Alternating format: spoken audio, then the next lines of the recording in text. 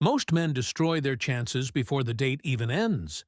Not because they're bad guys, not because they're not attractive, interesting, or successful, but because they sabotage themselves without even knowing it. You're not being rejected because of what you lack. You're being rejected because of what you don't see. Because when the date begins, you think you're playing chess. But what you're actually playing is Russian roulette with your own value. This video will show you exactly how you're killing your own chances and how to stop being your own worst enemy before it's too late. Here's the truth most men never hear. A first date isn't about impressing her. It's about revealing something most guys never do, that you are in control of your energy, that you understand the game beneath the words, that you're not trying to win her over, because you are the prize too. But what happens? Most men give their power away within the first 10 minutes. They overcompensate. They filter their thoughts. They overanalyze everything, from their joke delivery to the way she sips her drink. And the worst part? They think they're doing well. They smile, laugh, nod. Meanwhile, she's deciding in real time if she'll ever see you again. And chances are, she won't. Let's break down exactly why this happens, and what you need to do instead if you want to actually win the first date without even trying. Point 1. You're performing, not connecting. You walk into the date like it's an interview. Best posture, clean shirt, mental script ready. You think, if I say the right things, she'll like me. Wrong. She doesn't want a performance. She wants presence. She wants realness. But you're too focused on impressing her to notice that your energy is off. You're not grounded. You're playing a character. And she feels it. The moment you start filtering yourself, she subconsciously knows you care more about being liked than being yourself. And that is the kiss of death. Because women don't connect with a mask. They connect with certainty. So instead of thinking, what should I say next? You need to think, am I being real right now? Are your jokes actually your humor? Are your compliments honest or calculated? Because she can tell. And if she senses even a hint of inauthenticity, you're done. Women don't reject the man. They reject the performance. If you're enjoying the process so far, don't forget to hit that like button before we move on. Point 2. You're giving away power through validation. You compliment her too early. You tell her how amazing she looks before she's even earned your attention.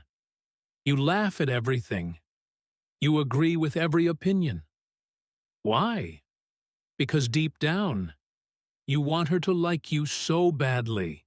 You're willing to hand over your power just to get a smile. But here's what you don't realize. The more validation you give too soon, the less valuable it becomes. It's like handing her the trophy before the game starts. Why would she want to play? When you show that your attention is cheap, you become easy to ignore. But when you hold your frame, when your compliments are rare, specific, and timed, they hit harder. A well-timed compliment is like a lightning strike. Unexpected, intense, unforgettable.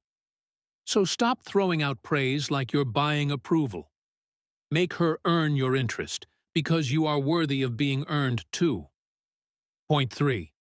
You're trying to lead with logic instead of vibe. You talk about your job, your goals, your dog. You keep the conversation safe. But here's what you don't see. She's not measuring you based on your resume. She's feeling you based on your vibe. She's asking herself silently, can I relax around him? Do I feel seen? Do I feel a spark? Or just a checklist? When you stay in your head, trying to say the right things, you kill the very thing that creates attraction, emotional polarity. It's not about facts, it's about feeling. Are you making her feel intrigued? Do you challenge her, tease her, get her out of her own head? Or are you just another guy treating the date like a Q&A session? If you want to win the first date, you need to stop trying to be interesting and be interested, but not just in her story. Be interested in her energy. Respond to her vibe. Mirror her playfulness. Make her feel like you're the only person on earth who gets it. Because when she feels that, you've already won. Point 4. You're seeking permission to be yourself. This is the hidden killer. Most men don't even realize they're doing it. You wait to see if she likes you before you fully express who you are. You dial back your edge. You soften your opinions. You're polite, respectful, agreeable. And in doing so, you become forgettable.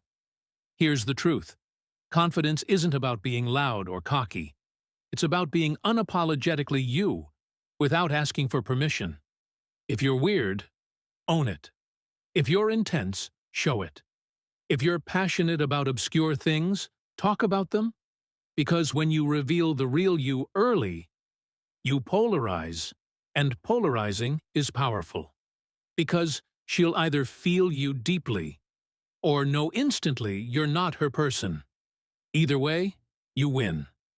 Because clarity is better than pretending, and pretending always backfires. Final point. You're treating the date like a test you can pass. You walk in thinking there's a right way to behave. That if you're smooth, polite, funny, perfect, you'll get a second date. But here's what that mindset really says. I hope I'm good enough. And the moment she senses that energy, she loses interest. Because attraction doesn't work like that. Attraction is primal. It's emotional. It's felt, not earned through perfection. When you stop trying to pass the test and start showing up like you are the test, everything changes. You don't chase, you don't impress, you reveal, you invite, and she leans in. The shift that changes everything. So why do most men blow the first date? Because they betray themselves to be liked. They shrink their power. They hide their edge. They filter their truth. And in doing so, they kill the spark before it even lights. But it doesn't have to be that way. Because the moment you stop trying to win her over and start being the man she's lucky to discover, you unlock something rare. Not just attraction, but respect. And when she respects you, she remembers you. Not as the nice guy, not as the polite stranger, but as the one who made her feel something she couldn't explain. Don't be your own worst enemy. Be the one who walks in unapologetically himself and leaves her wondering what just hit her. That's the man she dreams about. That's the one she chases.